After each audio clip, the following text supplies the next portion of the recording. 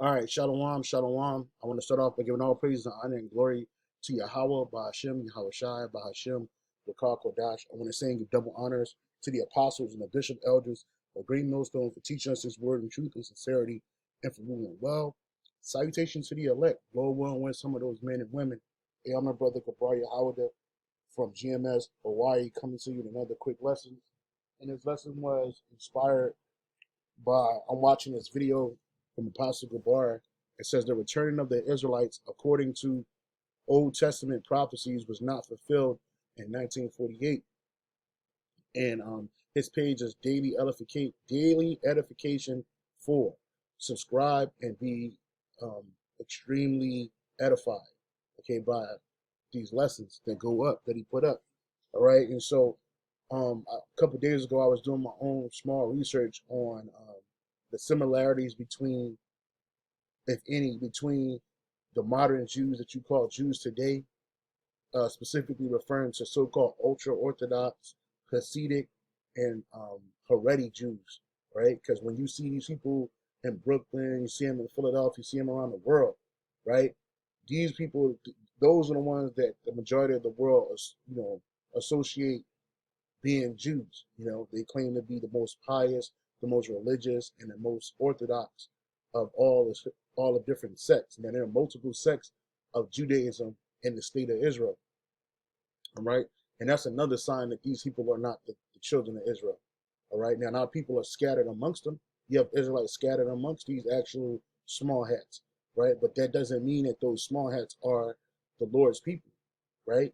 And neither are the ways and the customs of these heathen are the ways of the Most High. They're not. All right. And so I just kind of wanted to get into that.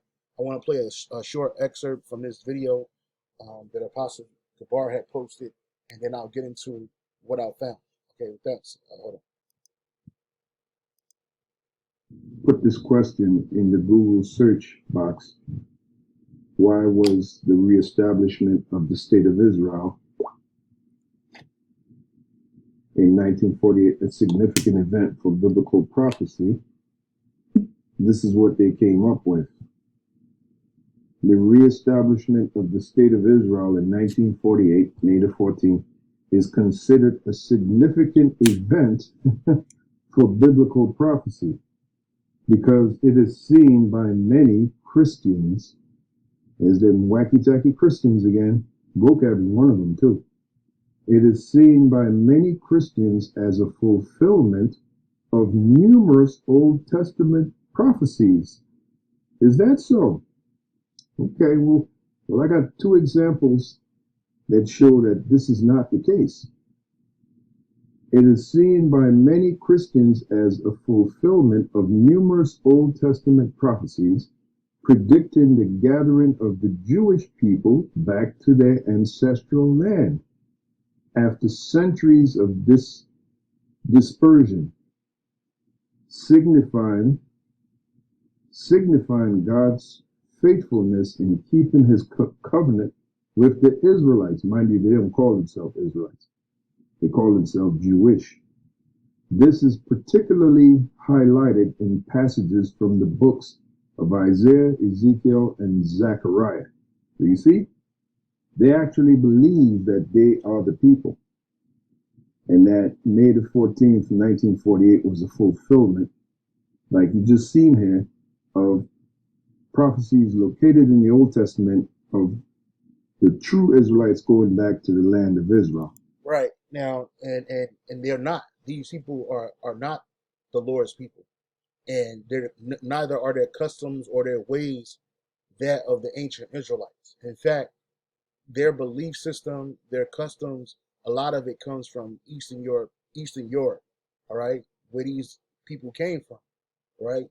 They were converts to a point, right? They didn't convert wholly to to being Israelites or following the ways of the Israelites in 746 AD, right? During the time of Kagan Bolan, which the majority of these so-called Ashkenazi Salakia. So again, these people, their customs and their ways, they are not biblical. Neither are they the ancient customs of our forefathers, the Israelites. Okay, And I kind of wanted to go show that because I looked up I asked Google questions too, just like Apostle Gabar asked this particular question to the Google. Hopefully my computer don't freeze up on me because I guess that's what it's trying to do. So Salakia. So again, I lost my train of thought. Salakia. So yeah, these people, they're not the Lord's people. They're not the people of the Bible. They're not the ancient Israelites. All right. And the Lord didn't say he was going to send just for so-called Jewish people, like just the tribe of Judah.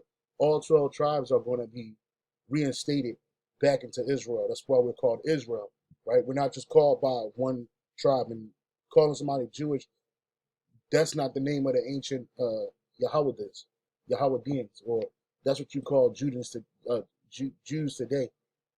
You know, the real Jews today, or the tribe of Judah, are the so-called African Americans that were brought here into America in a hardcore captivity under this men. All right, and you also had so-called West Indians and Haitians, which make up the tribe of Benjamin and Levi, thrown in there too. And then you already had the Northern Kingdom over here, right? Because when we go out and we prophesy and preach, we're not just talking about one particular tribe, but let these small hats tell you that's what it's all about. They talk about the Jewish people when they associate the Exodus in ancient Egypt. They associate it just with Jewish people. Or Moses took the Jewish people according to them, Moses took the Jewish people out of Egypt and into the land of the Holy Land, and that didn't happen, right? Moses led the 12 tribes of Israel. Actually, it was 13 back then. All right. Only one that didn't have a land inheritance, and that was Levi. All right. But ultimately, Moses led the 12 tribes of Israel out of Egypt by way of Yahweh Bashim Yahushai, the God of the Israelites, whom these modern Jews do not recognize. Right. They say Hashem, which means the name, or Adonai. They'll say that, but they will not say the Lord's name. Right. And their customs and their practices and customs, or cultures and customs, they what is it? Not contrast, but there's a word for I'm trying to use. They're it's basically contrary. Their ways of following what they call Judaism today is completely contrary to what the ancient Israelites did. And when the scripture says, when you worship the Lord, you got to worship him in truth and in spirit.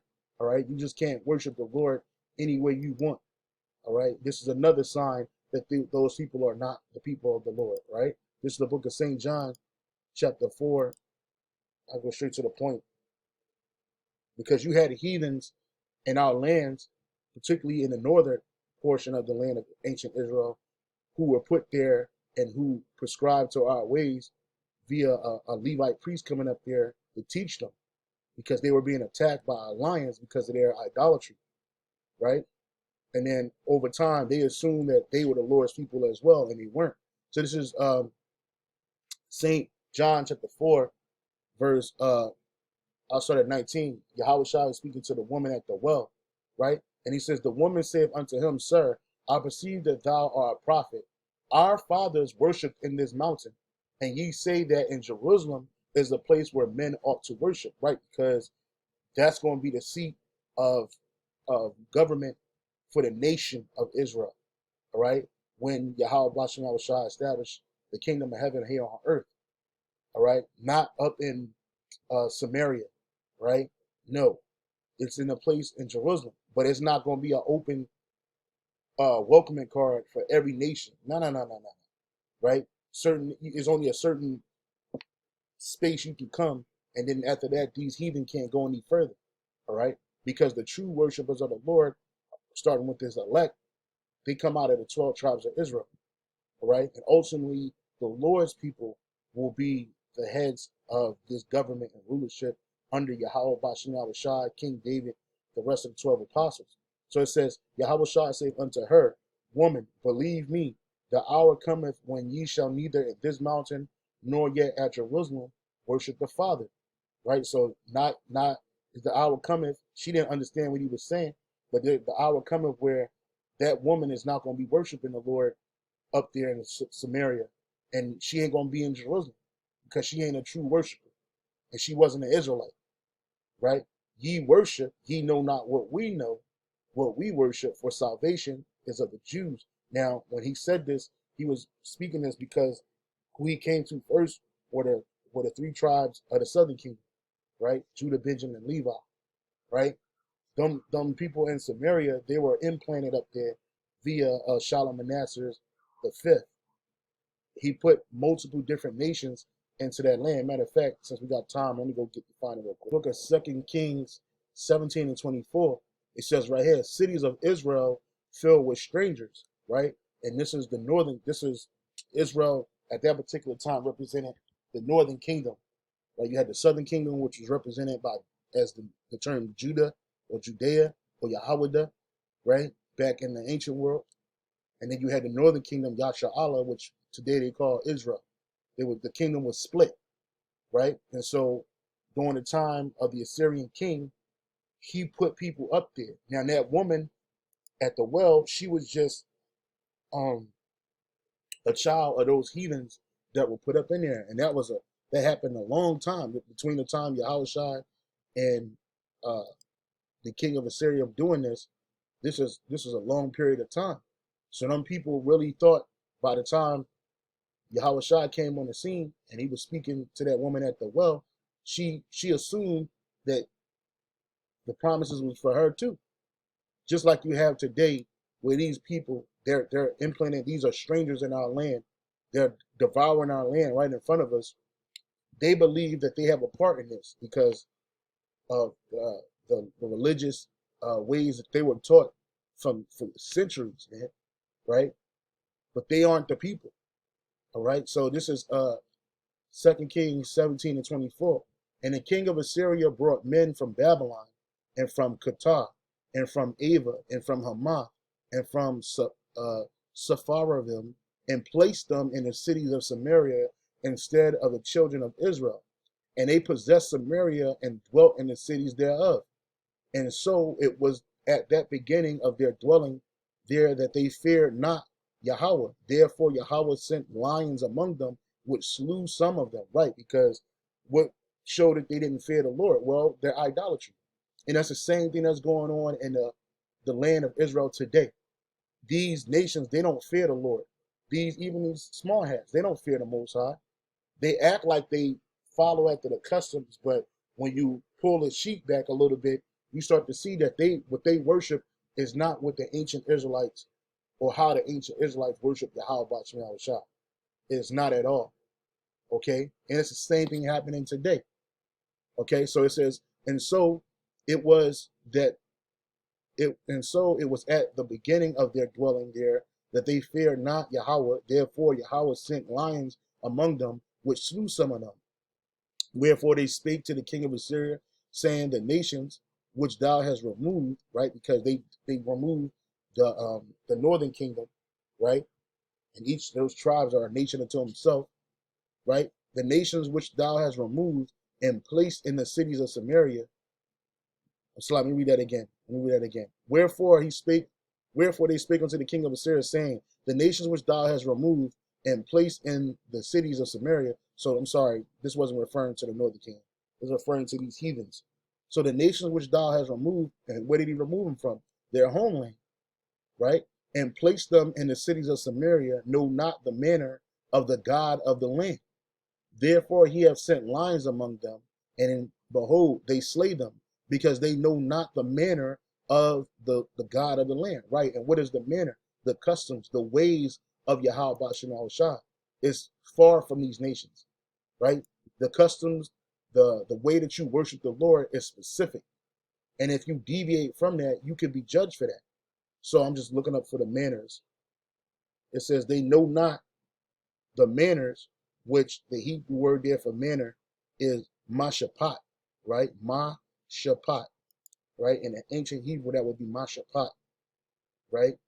So it says mashapat, right? It says the right, the manner, the fashion, the customs, the directions, the order, right? Judgment, justice, ordinance, it goes back to judgment too, Mashapat, right? But in this way, it represents what? The customs and the manner. So they didn't know how to worship the Lord. This man, this king, he put them in that land just to, because he was taking the northern kingdom captive. He took them captives, and then he filled the land with heathens. All right, but they didn't know how to worship the Lord. They brought with them their gods, which are their idols, and that's what they did in the land. The same thing the northern kingdom did in that land. It's the reason why the Lord put the northern kingdom out of the land, and ultimately the southern kingdom followed suit. All right, so it says again, wherefore they spake to the king of Assyria, saying, the nations which thou hast removed and placed in the cities of Samaria know not the manner of the power of the land. Therefore he hath sent lions among them, and behold, they slay them, because they know not the manner or the customs of the Most High of the land, of the God of that land. Then the king of Assyria commanded, saying, carry thither one of the priests whom ye brought from thence, because when Shalmaneser took over the northern kingdom, you had Levites up there, still up there. You had Levites, and that was amongst them. You had Levites that was in the south and Judea. So this man said, "Yo, give me one of them priests whom ye brought thence, whom you took, and let them go and dwell there, and let them teach them the manner of the Most High, or the God of the land." Then one of the priests whom they had carried away from Samaria, remember I told you the Levites were scattered amongst the 12 tribes, and even up there, right? It says Samaria came and dwelt in Bethel and taught them how they should fear Yahweh Bashim Shai. And how do you fear the Lord? That you keep his commandments. The fear of the Most High is the beginning of knowledge. To love the Most High is to keep his commandments. Because that land that these people are in, this land right here, man, this land is holy land. It ain't being treated like holy land right now, but it is. And you just can't live on this land and do what you want or do what you feel. And that's what these heathen today are doing, right? These heathen that call themselves, following after the ancient customs, and I use air quotes with that. You can't see it, but I'm using air quotes because they're not doing that. These people, they're following their own customs in their own way, while outwardly pushing that they are the biblical Jews of the Bible, and they're not. They're not. And that's why nothing but hell in that land. That land ain't growing. It ain't fruitful, right? It's nothing but war in that land. That's another sign that these people are not the Lord's people, because like Apostle Gabar was going into with true prophecy, when the true Israelites, when we get in that land, it ain't going to be no more war. And this is what we're prophesying now. When Yahweh Shah reestablishes the land of Israel, which is going to be way bigger than this, but this is going to be particularly Jerusalem is going to be the capital of the land of Israel, right? And again, it's going to expand. It ain't just going to be the slither of land. But the point of the matter is, when Yahweh Shah gets back in there and he sets up the land, we're going to be following after our customs 100%. I just lost my train of thought, so let me go back to where I was at. All right. These people that are up there in the land today, oh yeah, this is Thawadi Yahweh Shah. When Yahweh Shah reestablishes the land for the people of Israel, it's not going to be no more war. Nations are not going to be going back and forth with each other, trying to steal each other's land and destroy each other. First, they're going to be crippled, right? Militarily, economically, in every way. And it ain't going to be a gradual thing. No, it's going to be an immediate fix when Yahweh Shah comes. He's going to destroy your militaries. Your economic system going to be crushed. You're going to have no might in the earth. And then you're going into slavery. All right? And then you got 1,000 long years to rebuild the land of Israel, to clean up the whole, all what you destroyed in the earth, and you got judgment to pay for. But again, this is going to happen when Yahweh Shai comes, right? That's not happening right now. And these people that are over there today, assuming our identity, they are worshiping another God. They're worshiping many gods, right? They split the land between themselves and the Muslims, right? Because not only is Jerusalem a so-called holy land for the small hats, it's a so-called holy land for the fucking what do you call them people? The Muslims, right? After they took that land over, after I forget what year it was, it had to be like in the 700s, 600s, 700s, something like that. When they took that land over, right, they erected a monument to their idol Allah there. So this is odd. This is completely out of order. None of this is the fulfillment of the Israelites, the natural, the 12 tribes of Israel returning to this land. So let me go back to 2 Kings, right? So back in 2 Kings, it says 17 and 26. Wherefore they spake to the king, I'm sorry, verse 28. Then one of the priests whom they had carried away from Samaria came and dwelt in Bethel and taught them how they should fear Yahweh, because these nations got to be taught how to properly fear Yahweh by Shema Bashai. Howbeit, every nation made gods of their own idols and put them in the houses of the high places which the Sumerians had made, every nation in their cities wherein they dwelt. And the men of Babylon made Succoth-Benoth, and the men of Cuth made Nergal, and the men of Hamath made Ashima, these are their idols, and the Abites made up Nibhaz and Tartak, and the Sepharvites burnt their children in the fire to Adramelech. And this is the same thing the northern kingdom was doing, and the southern kingdom. This is the reason why we got put out that land, because all of this goes back to idolatry, and you're not allowed to be an idolater in the land of the Lord. All right. So they feared they feared Yahweh and made unto themselves of the lowest of them priests of the high places, which sacrificed for them in the houses of the high places. They feared Yahweh and served their own gods. So they act like they feared the Most High, but they were still serving their own gods, after the manner of the nations whom they carried away from thence. Unto this day they do after the former manners. They fear not the Lord, neither do they after their statutes, or after their ordinances, or after the law and commandment which Yahweh commanded the children of Jacob, whom he named Yasha Allah, or Israel in English. Right? So it says, unto this day, let me read this in the NLT. Right? In the NLT, it says, and this is still going on today. They continue to follow their former practices instead of truly worshiping Yahweh and obeying the decrees, regulations, instructions, and commands he gave the descendants of Jacob, whose name is he changed to Yasha Allah, or in the English they say Israel.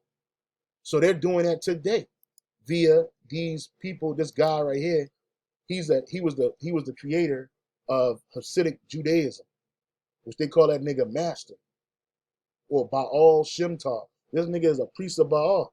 He ain't no Israelite, right? And not only him, you got people like the what are you at? Yeah, I got these other people, the Haredi, right? The Haredi, right? These people claim to be followers of the Torah and religiously, and they're going off. First of all, these are Edomites, man. Right? These people are not the Lord's people. These people, this ain't how you worship the Lord. They act like they're reading the Torah, but they believe in other things. So Hasidism and Haredi Judaism are similar in the fact that actually Hasidism is a subgroup of Haredi right here. So I type this up. Are Hasidic and Haredi the same? Are they the same? Okay. And it says no. Hasidic Haredi are not the same, but Hasidic is a subcategory of Haredi. It says the Hebrew term for the ultra Orthodox Jews, who are the most strictly observant sect of Judaism. The word Haredim means those who tremble in the presence of the Most High. Hasidic, a subgroup of Haredi Judaism that emphasizes emotional, spiritual expression and pious devotion. The name Hasidism means pious ones. Hasidic Judaism originated in Eastern Europe in the late 1700s and is known for its religious conservatism and social seclusion. Hasidic Jews adhere to Orthodox Judaism practices, but with their own unique emphasis. They also follow traditions of the Eastern European Jews, including special styles of dress and the use of the Yiddish language, which these guys speak Yiddish too, right? These are not, this is not the way you worship the Lord, right? You got the men covering their heads, they're reading the Torah, but they don't understand what they're reading. Like Yahweh Shai said, ye worship, ye know not what we worship, for salvation is of the Jews, of the Israelites. All right? They worship, but they don't understand what they worshiping, right? And then what they worship is like a melting pot of different ideologies. Right? I also type in this. How many forms of Judaism are there in Israel? Right?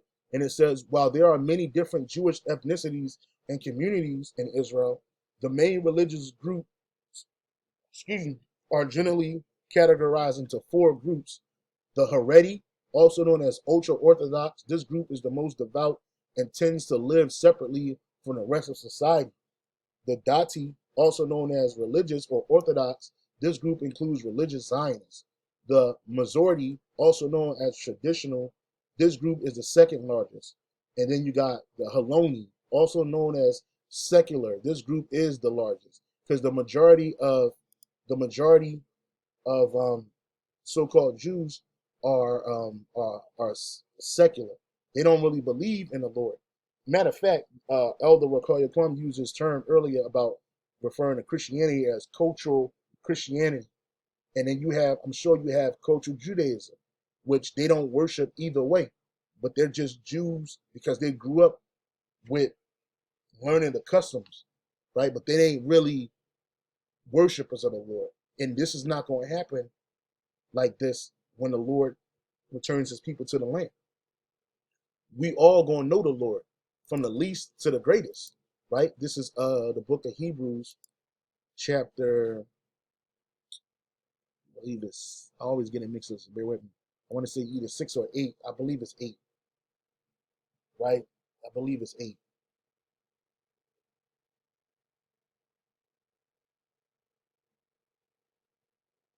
Yeah, it had to be chapter 8, right? This is a better ministry. Hebrews 8 and 7.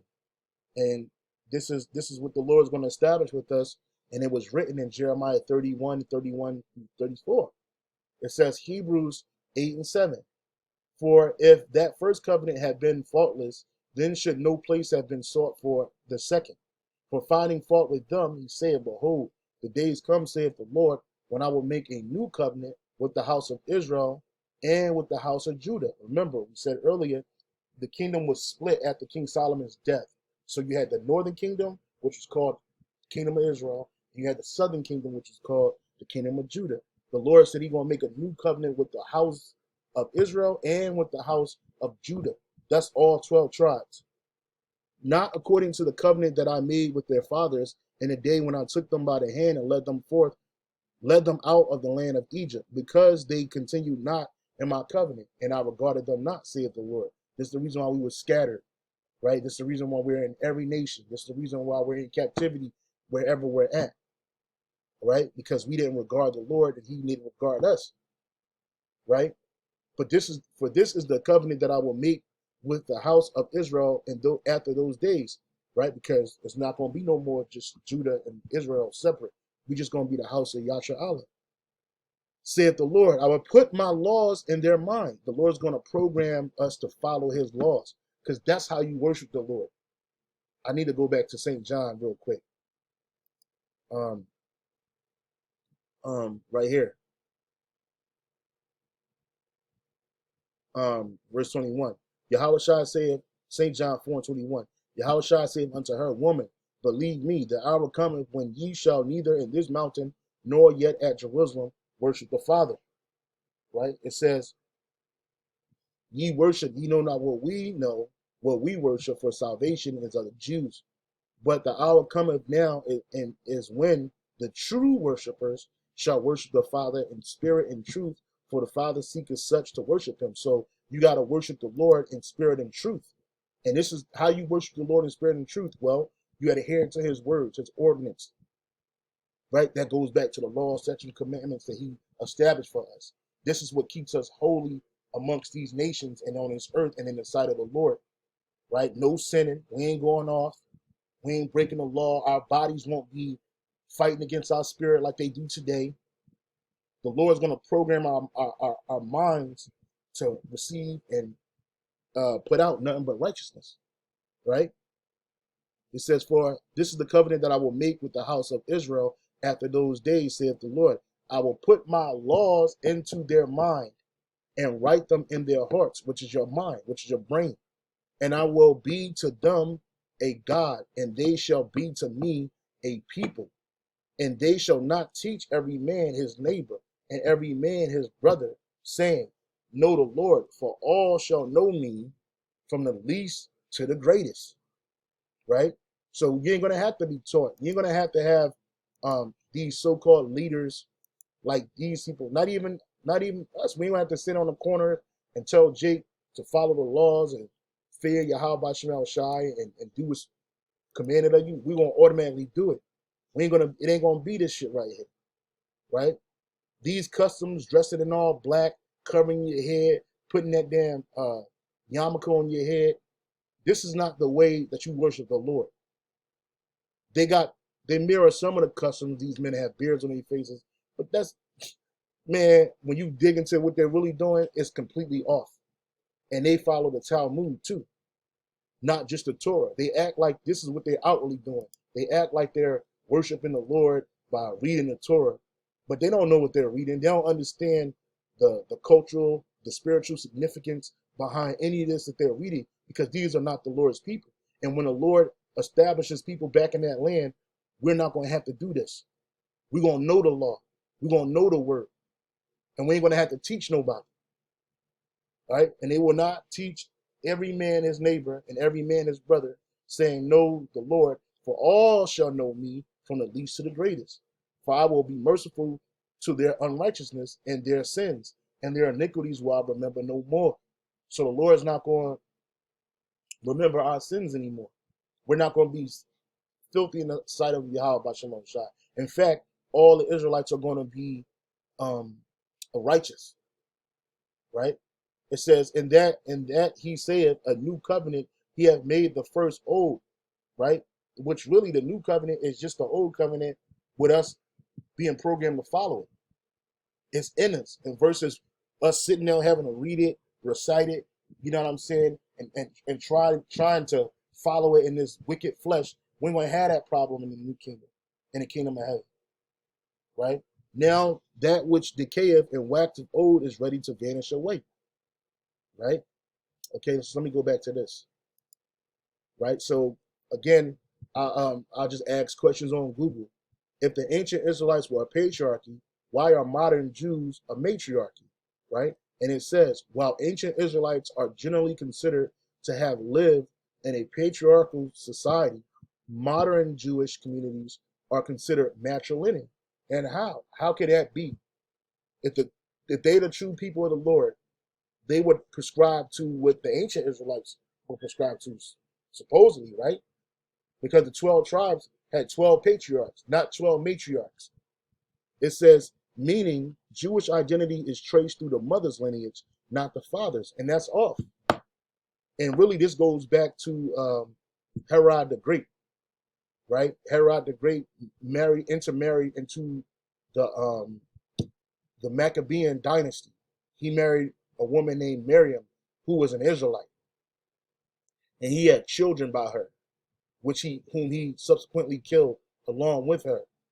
Okay, and he got into power, but he kept saying that, he's an Israelite via his children became Israelites via the mother, and that's not the case, right? His father was an Edomite, Antipater. He was an Edomite. His children are Edomites. Even the ones he killed with Miriam, they were Edomites, right? It says Jewish identity is traced through the mother's lineage, not the father's. And that's not how we did things, right? That's not how we did things in the ancient world. It's always by what? The seed of their fathers. Not, there's no seed of a woman, right? It's the seed of their fathers, not the seed of another nation, right? It's not by the milk, the mother's milk. No, right? Deuteronomy 4:37. And because he loved the fathers, therefore he chose their seed. Who are the fathers? Abraham, Isaac, and Jacob. After them, and brought thee out in his sight with his mighty power out of Egypt. Right? It says Nahum 9:2. And these in the seed of Israel separated themselves from all strangers, and stood and confessed their sins and their iniquities of their fathers. Because that's what it's about. These people are not the Lord's people. When you look at these, these Hasidics, the way they do things is totally adverse to the way the ancient Israelites did things, right? It's completely adverse. These people are not the Lord's people. Excuse me. It doesn't matter if they're Hasidic. It doesn't matter if they are already Jews. These people are not the Lord's people, but our people are scattered amongst them, right? They dress in these are wild, man. These are wild people, bro. These people are nothing but Khazars, right? These are Khazars. These are not Israelites. These are, now again, you have to look at this man. You trying to tell me this man is a man of the Most High? Top rabbis order yeshiva students to ignore IDF call, right? This dude is a demon, right? An old monster. And this is not even their dress is not our customs of the ancient Israelites. None of this goes back to the ancient Israelites. And we telling the nations of the world that we are the ancient Israelites. And the Lord said what to the ancient Israelites? To where in the good way, right? Wherein is the good way, right? To seek out the old paths.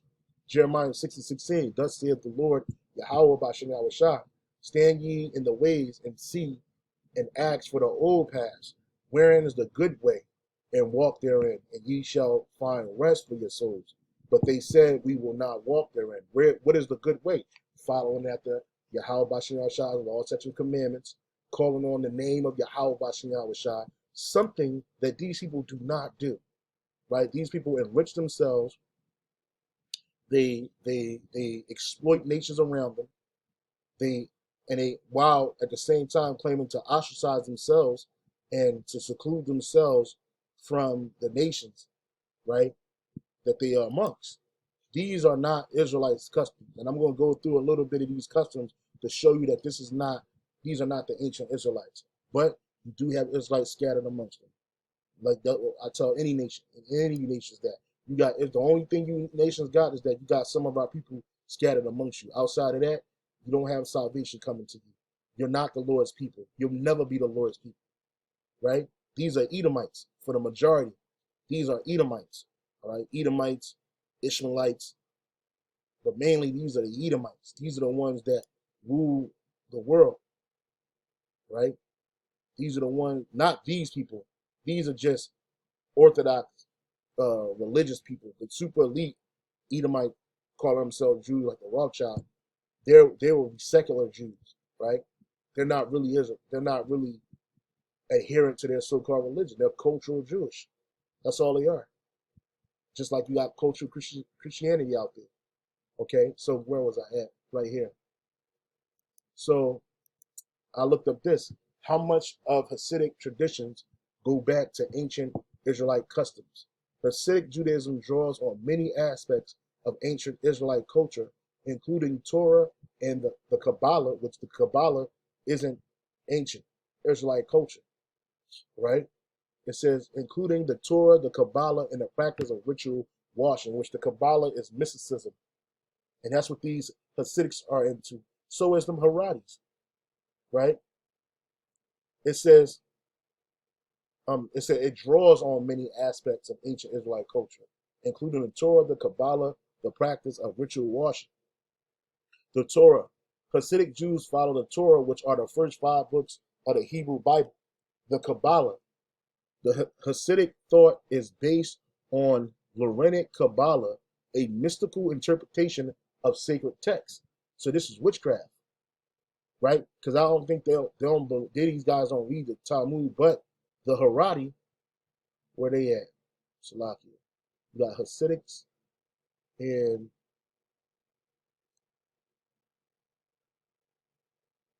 right here. So I typed in this.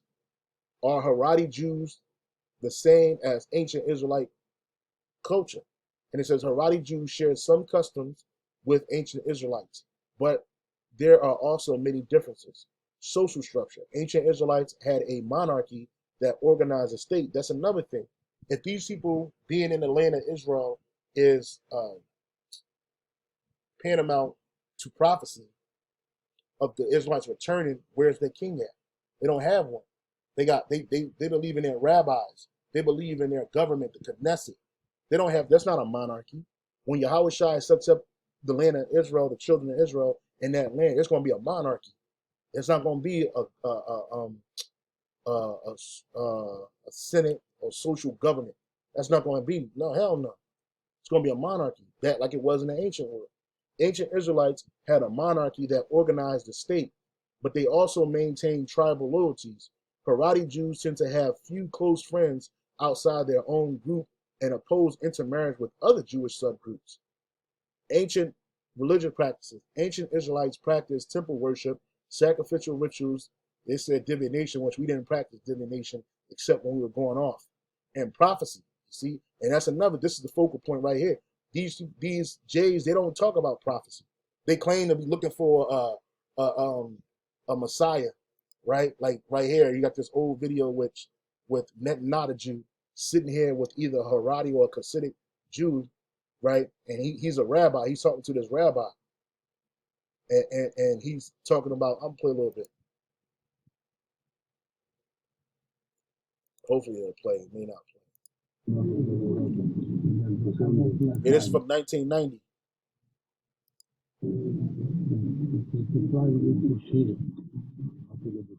Yeah, he gives out money.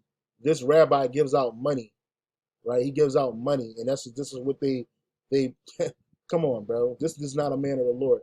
It says, I came to ask your blessing for help. Which he's a warlock. This guy's a warlock.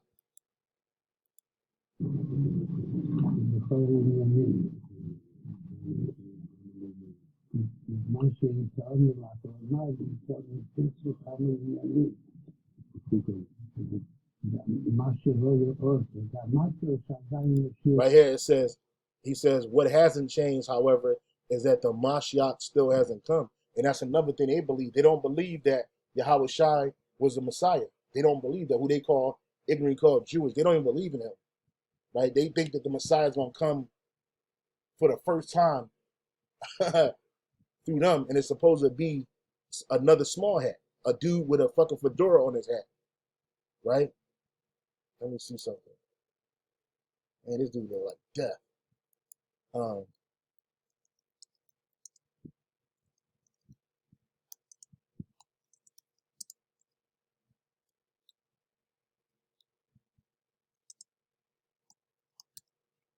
Right? This guy asked rabbis, are Jews expecting the Messiah? It was a dude they had pointed out.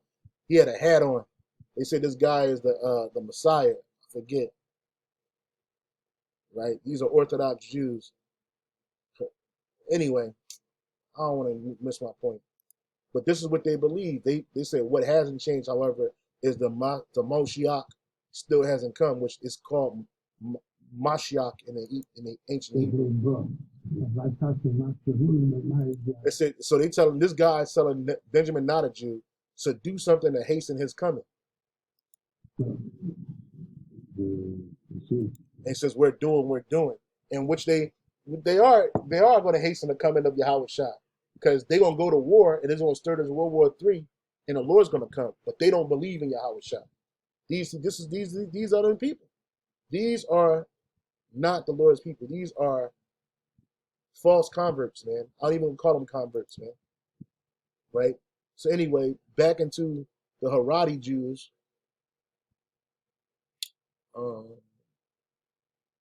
Right here, it says religious practices. Ancient Israelite practice, temple worship, sacrificial rituals, divination, and prophecy. Haredi Jews strictly adhere to the religious practices and moral precepts outlined in the Torah and Talmud.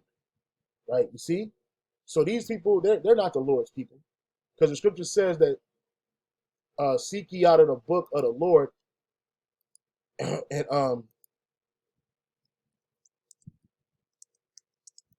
and read. Right? Seek ye out the book of the Lord and read. None shall want her mate. Slock it.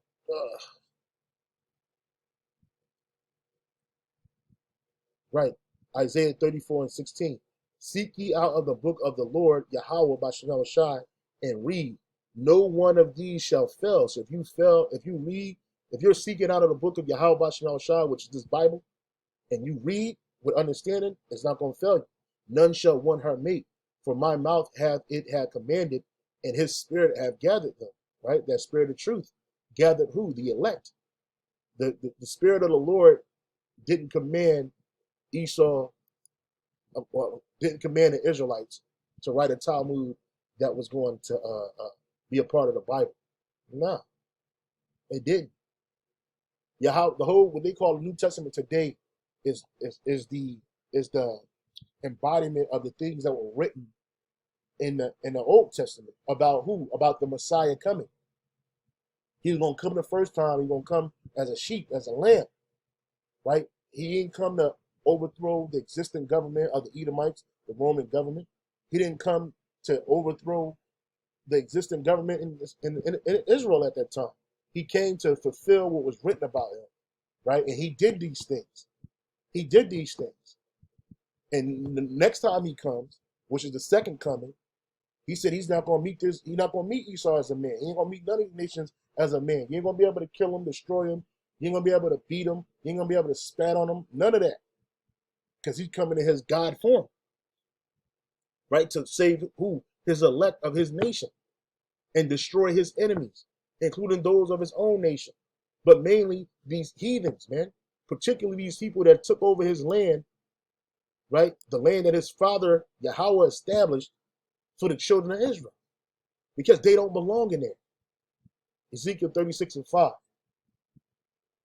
Ezekiel 36:5. It says, therefore, thus saith the Lord Yahweh, surely in the fire of my jealousy have I spoken against the residue of the heathen and against all Idumea. Who are the Idumeans? The Edomites. These people that we've been looking at, right? These are the Edomites, bro. These people, these are the ones that's benefiting the most in that land, and even outside of that land, right? These are not the Lord's people. This is not an Israelite family right here. These are Edomites, right? These are Edomite family, right? Right? It says, and against Slakia, and against all Idumea, which have appointed my land into their possession. They did that in 1948, right? That ultimately happened in 1948. And with the joy of all their heart, with the spiteful minds to cast it out for a prey. Prophesy therefore concerning the land of Israel, and say unto the mountains, and to the hills, to the rivers, and to the valleys, thus saith the Lord Yahweh, behold, I have spoken in my jealousy and in my fury, because ye have borne the shame of the heathen. Our land has borne the shame of the heathen.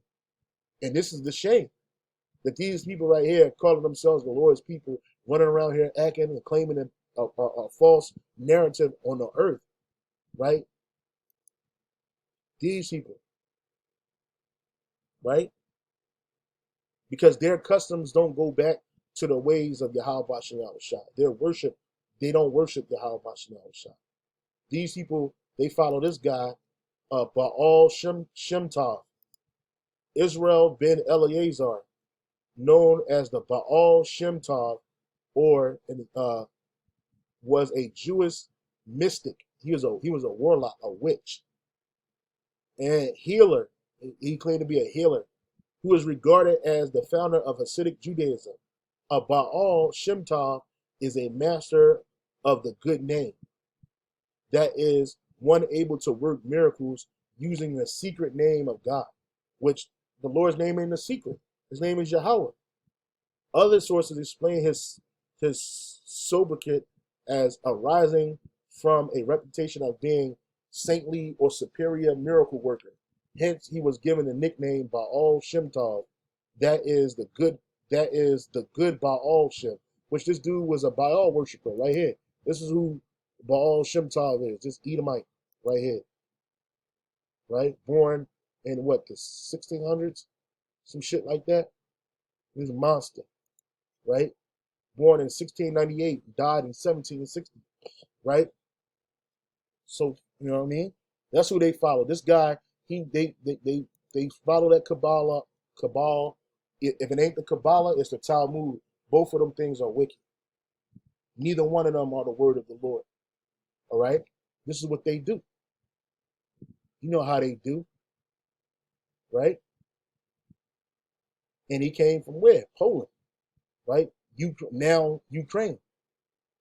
The kingdom of Poland, now Ukraine, which was back in the ancient world, it was called the Khazars, kingdom of the Khazar, the Khazar kingdom. Let me see something. Is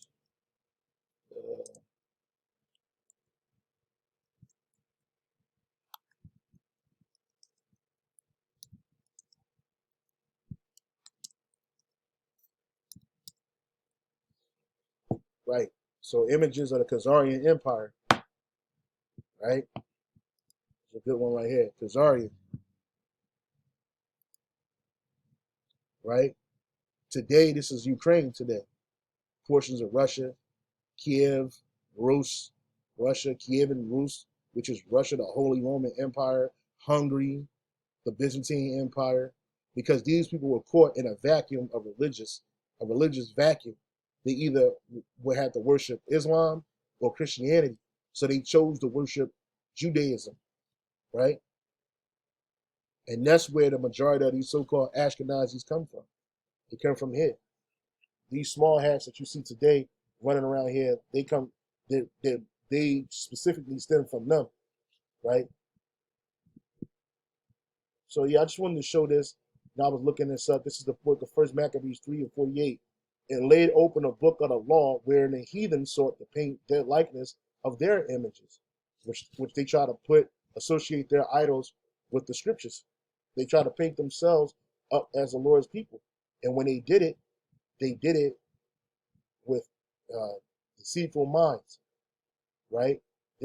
These people don't worship the Lord in truth and sincerity in the spirit. They don't do that. They don't worship him at all, right? Psalms 50:16, but unto the wicked Esau Edom, what hast thou to do to declare my statutes, or that thou shouldest take my covenant in thy mouth, seeing thou hatest instruction and castest my words behind thee. And that's what these heathens do. They hate the righteous instruction. They actually cast the words of Yahweh Bashem Shai behind them, right? They reverence something totally different, right? And it's the truth. And so with that, I hope you're edified. God will say shalom and on to the next.